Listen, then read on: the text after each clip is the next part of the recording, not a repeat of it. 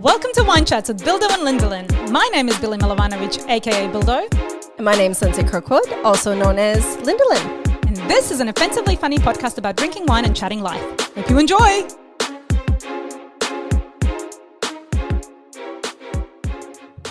Lindelin. You're not feeling sick, are you? Oh, perv, get your hand off me. Ew. No, I haven't been slipping anything into your my drink. Wine. We're going to be talking about, for those that know me, I can't pronounce words properly, the Munchausen syndrome by proxy. You know, like nice, Linny. Yeah, right? Yeah. I went to college for we 2 have, whole wait, years. we have a sound. We hope that happened because we can't hear it. They're clapping. If not, my claps. But first, let's drink wine because it's near the end of the year. I'm sorry. I've what? already started drinking. I pulled it back. I didn't take a sip, I promise. Rude. We've been recording other episodes, hence the half-filled glasses and lipstick marks on ours. And Billy rudely. I'm just trying to figure myself out. Okay, girl. Like so I we're can on. sit. I know. I get it. But you're already ready. I have to ask Lindsay 10 times if she's ready before I press record. And then I have to get myself ready. Anyway, what are we drinking today, Lindsay? I just wanted to listen to you ramble on some more. That's what she does. Just lets me ramble. We're drinking one of our favorite wines. Not one of our, probably our favorite. The Hinsey GSM, they're amazing. I mean, we've rambled on about them a gazillion times, but they do amazing things for the seas of the world. The ocean. There is one ocean, Lindsay. I'm going to bop her in the face. This is our 4th episode in a row to record because we're professionals and we're prepping for the holiday season. I don't know what you're talking about. We are only here for you. Okay, well, I need fill more up of your glass. this. I'm going to fill mine. You're cut off. I don't need any more. I'm good. Exactly. Okay. Cheers. I've already been drinking, literally, just as you were talking. Cheers to not being a fuckwit mother. No offense to lots of offense to the fuckwit mothers out there. Do you know what you just said sparked my interest that I didn't Google and I should have, and it's too late now. Like, why does this happen? Well, it's. I hope. Yeah. Are you prepared? Tell us what it is, because then we can talk about why this has like sparked our interest recently. Yeah. Look, I did a very quick Google. So it's a mental illness and a form of child abuse. Duh. Everyone should know what it is. So it's basically and it's 9 times out of 10 always the mother that creates a fake illness on the children to gain sympathy and money and I don't want to say fame, but fame as well. So I think fame even more so these days where TikTok and influencers are such a big thing. Right? Yeah. Fame and money. Yeah. Right? Yeah. Anyways, but it says in here, no one is sure what causes the mental illness. Oh, well, that's good. But sometimes, not good, but over there. Sometimes the person was abused as a child, right, or has Munchausen syndrome, like it was already on them. Yes. So that meaning as in like, I will make myself sick for sympathy, which is for lots of people have done. We've seen play out in media. And then by proxy is when you do it to your kid. Yeah. Right. So it's just crazy, isn't it? I mean, that's a next level mental illness. I think it hits deep so much because like as a mother, you cannot possibly imagine ever doing something like that to your child. So to know that these mothers are the cause of their children's illness, hectic. Yeah, and can I just say before you go into the crazy story that brought this up, I compare it, and I don't want to be insensitive, but because I feel like this is next level, like bad. When I can sense Billy, like, where is she going with this? I'm curious. We're all curious. But you know, when mothers snap and you hear the stories of like postpartum depression and other mental illnesses where the mom will harm and sadly sometimes kill their children. Yeah. I feel like that's a different situation because that's a mental snap, I feel. Whereas this is like a prolonged, premeditated. Yeah, that's true. Yeah, I see what you mean. You know what I mean? Like I feel like both of them are mothers just being fucking crazy. Like that, you know. Yeah. But obviously one is like, do you think has like been brought on like suddenly? But there's always a build up to that sort of stuff as well. It's just not like a long game where they're making their children suffer for a long period of time. Yeah, because postpartum depression and those things, like it's a real thing. Yes. Whereas I feel like anyways. And that's why I was saying, like, where does it come from? Because I also kind of want to understand how this happens. Like not every mother just wakes up and goes, fuck, I'm going to start adding salt to my kids' food and killing them slowly. Like that's so fucked up. So what brought this up was recently in the Australian media, in the global media, I feel, fucking Allanah, also known as Allanah Alison on TikTok, for those of us who were following along, because so many of us were following along with this horrible story of this sad little Daisy who's 1 year old going through all these like brain surgeries, and she had a brain surgery. So Allanah Alison is accused of drugging her 1-year-old daughter Daisy, leading to months of hospitalization and 2 unnecessary brain surgeries. 2 fucking brain surgeries. Now, what bugs me so bad about the story is how much she was plastering this kid on TikTok and using her to get money, to get the fame and money. And I think TikTok and being able to do that on social media takes everything to that next level, because obviously this isn't a new thing. Lots of mothers have suffered through this. This is, again, like you said at the beginning, we've all heard of it, sure. But now with social media and influencers being as big as they are, just doing that for the sake of people, like for that feedback from people where they feel sorry for you and where you're getting all these messages of support and love, it makes me feel so fucking sick that like anybody would do that to their child so they can put them on the internet. And here I am like worried about if anybody can see my kids, uniform emblem or, making sure they take photos from the side and never posting them on social media. And then there's these mothers who are actively making their children sick for the sake of plastering them on social media. And the saddest part is, like, I don't know if you were ever following her along or if you saw any of her content before any of the stuff came out. Like, I don't TikTok. I don't know. Just because it was so big. So many media outlets. When I started Googling her, so many stories and like proper Australian media news outlets like writing these articles about this poor family, linking it to their GoFundMe, encouraging people to give money to it. Like this was like a proper big story that was happening right in front of our eyes until it just recently came out. Literally in the last few weeks, it came out that she was making Daisy sick. Like it baffles me, and it makes me feel so fucking sick and sad. Totally. I didn't even realize it was her until I saw the photo, and I was like, "Oh my god, it's her!" Yeah. So I've seen it on the normal like Instagram and like thinking it's just a sad story of this family who's going through this thing. Yeah. 2 fucking brain surgeries. See, this is what baffles me with it. So like, where were the doctors? Like, when did the doctors go, I don't know. I wondered that as well, because as if you would give your child or give a child brain surgery. Oh, she was giving little baby Daisy benzodiazepines. So she was obviously giving her something bad enough for when the doctors look at it, they go, oh shit. So enough for them to be like, we need to investigate this further and do brain surgery. Surely, because again, like you said, it's like, what are the doctors doing if not? And so I think eventually a couple of the nurses were like, something's not adding up. And they started like looking into it and discovered that this kid is actually perfectly healthy. So where is that case at right now? Is the mom, like, has Daisy been taken out of her care? I believe she has been. And I don't know where the dad is in all of this, because people obviously are now this is all just social media speculation, which I love, but is not actually like information that I can give you. Oh, right. So I don't know if the dad is still, like, whether he knew or not. Everybody's like, well, he must have known.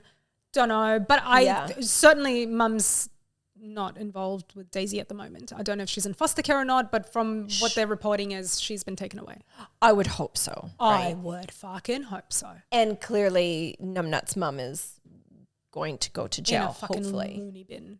In jail. We don't want her in a loony bin. We want her in jail because she'll get fucked up in jail because she's harmed her child. Yes, great. Put her wherever. Loony bin? But then, and again, this is why I 100% women needs to be fucking, I don't know what needs to happen to her.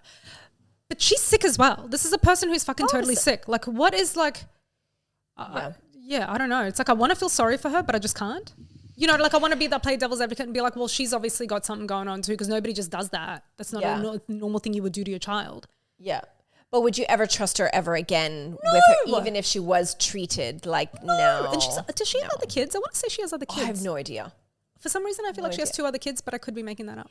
If she does have other children, they'd be like out of her care as well, I right? would again hope so. Because on the other side of it, this is why I was asking about the doctors. So on Netflix, which you didn't watch it, but I can't. Yes. Yeah, telling you about Taking Care of Maya. Yes.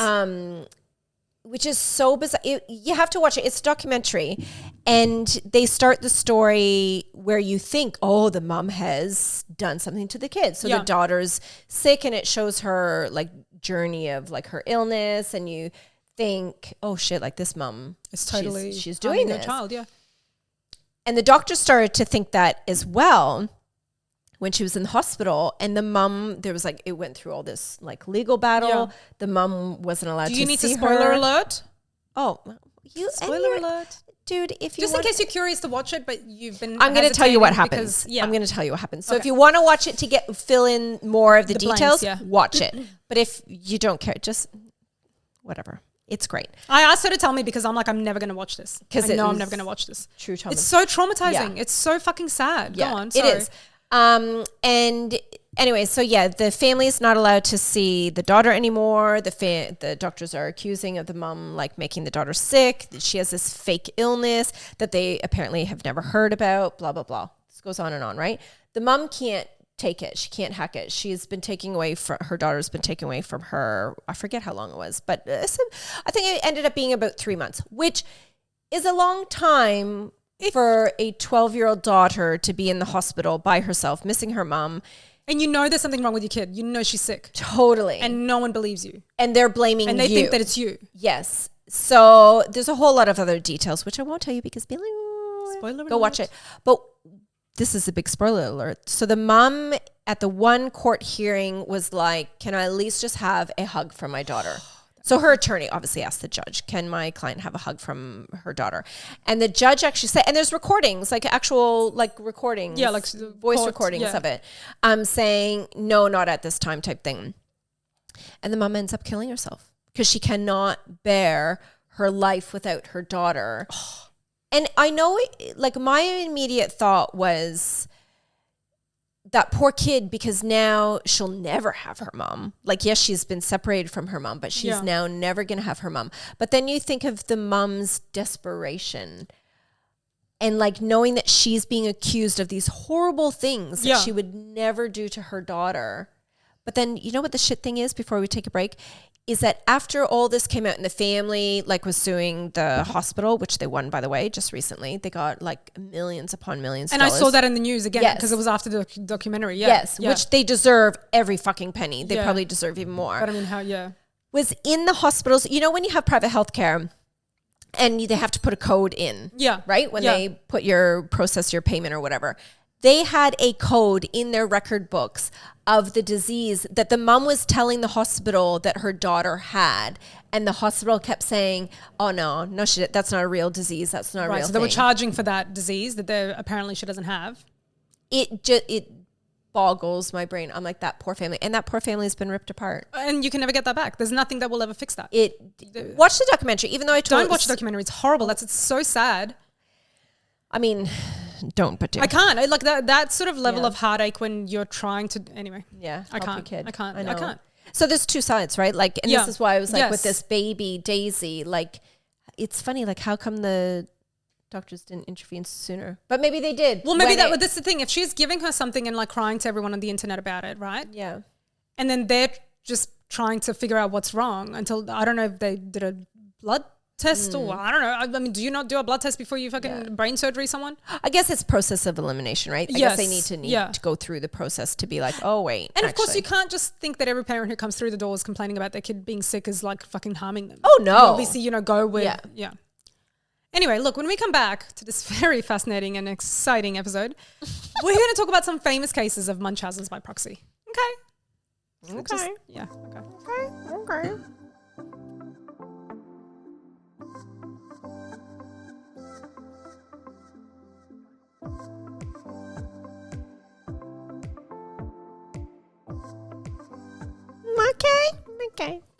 I'm mocking her still.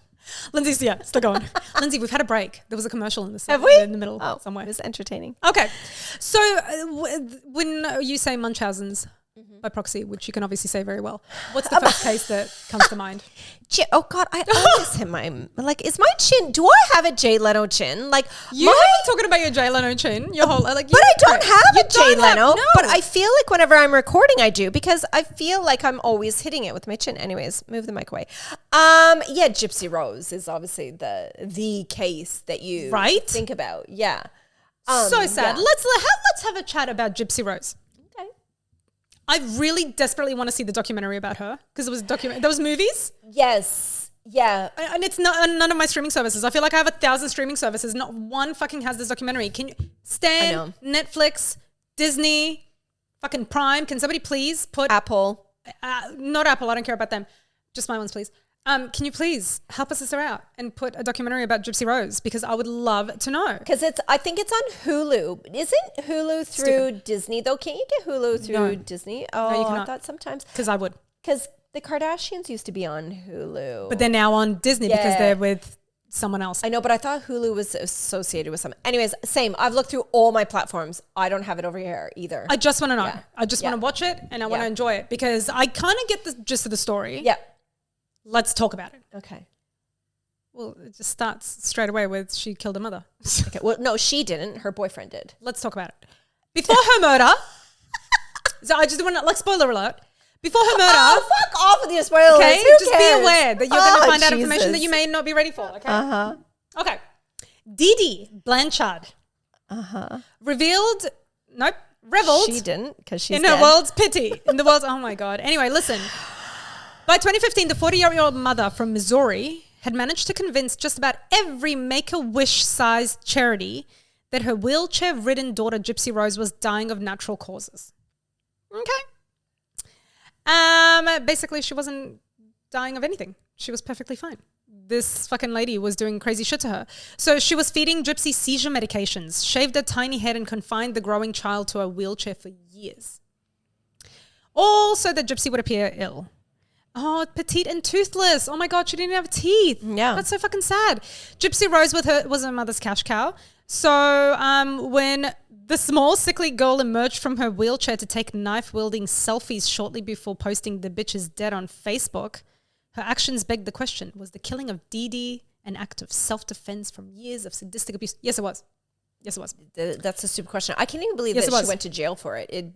So I don't actually, I'm trying to figure out exactly what happened here because obviously it's not in any of this. Can you tell that we don't really go over everything before the episode? I saw the title and I was like, this'll do it. Okay. Gypsy Rose narrowly escaped her mother's torture by enlisting her boyfriend, Nick. Hello, Nick. Good job. To stab her to death. 17 times. 17 times. Well, she slept. I did a little bit more research than this guy. That's fabulous. Great. So did he go to jail? He must have gone to jail. He just recently. So he got life in jail. She is out. That's a bit rough. She's out. She's out and about. Yeah. After 8.5 years, she got out. I think her sentence was only 10 years, but not only, but got 10 years. She got out early. But Nick is like he's cray-cray. So the report that I was reading, like what I Googled, was so like after he stabbed her, sorry, I'm looking at my dog. Frank, don't knock over anything. Oh God. No, Frankie. Frankie's scaring me. Frankie. He's stuck. He is 12 years old. He's got Cushing's disease and he is having issues. Frankie. Oh, back it up. Yeah, oh, good boy. Good boy. Oh, that was him. And there you go. I'm going to just check that. Lindsay, you tell the people what's happening with Dee Dee and Check the camera. Check the camera. Good boy, Frankie. Yeah, so apparently after he stabbed her 17 times, so apparently after he stabbed her 17 times while she was sleeping, he says that him and Gypsy Rose had sex.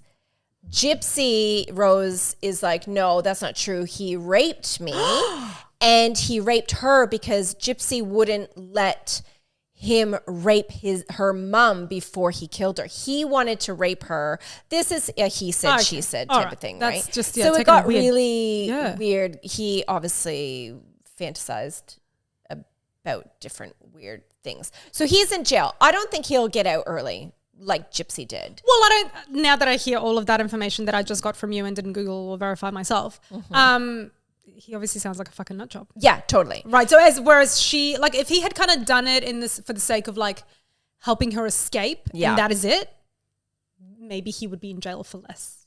But he's obviously like someone who was like enjoying this and. Well, and he like 17 times stabbing her. Yeah. Well, maybe just a couple would have done. But can I just touch on like the different diseases that Dee Dee said that Gypsy had? Yes, please. I'm very curious. This actually boggled my brain because I'm like, wow, how did she get away with saying that she had all of these like crazy diseases? Yeah. So first of all, she started telling people Gypsy was sick when she was just a baby. So it went on her whole life. Imagine, seriously. Right?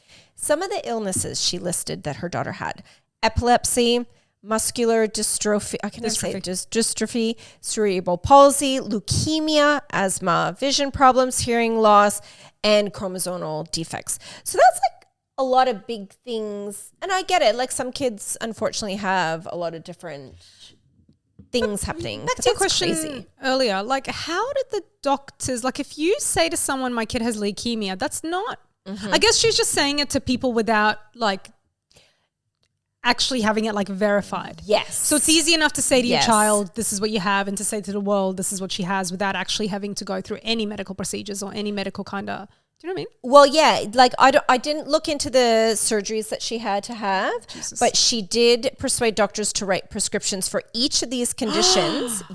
And use the medications to keep Gypsy sedated so she couldn't actually speak out. Because obviously when you get older, you could be like, no, I feel fine. Like mom shaved my head. I didn't lose my hair. Right. Leukemia, Yeah. Right. Like her secrets could have come out. So she also had her daughter's salivary glands removed. Obviously shaved her head, kept her in a wheelchair, like you said. And that she had a mental age of 7 when she was like much, much older. So like that's such a like deep and long level of abuse. Oh, and had a feeding tube inserted in her that had to be reinserted every 6 months. That was in the report that I read, that it was, so she was murdered after one of her feeding tube replacements. They went home, mama went to sleep, Nick came in and then Sorry, what does the feeding tube have to do with it? So the mom had a feeding tube inserted into her, and that day. Well, no. She had it inserted into her, like I don't know how many how many months or years beforehand, but every 6 months it had to be replaced. Yeah. And the night that Dee Dee was killed, it was after one of the feeding tube reinsertions was replaced. Yeah. Replaced or whatever. Yeah.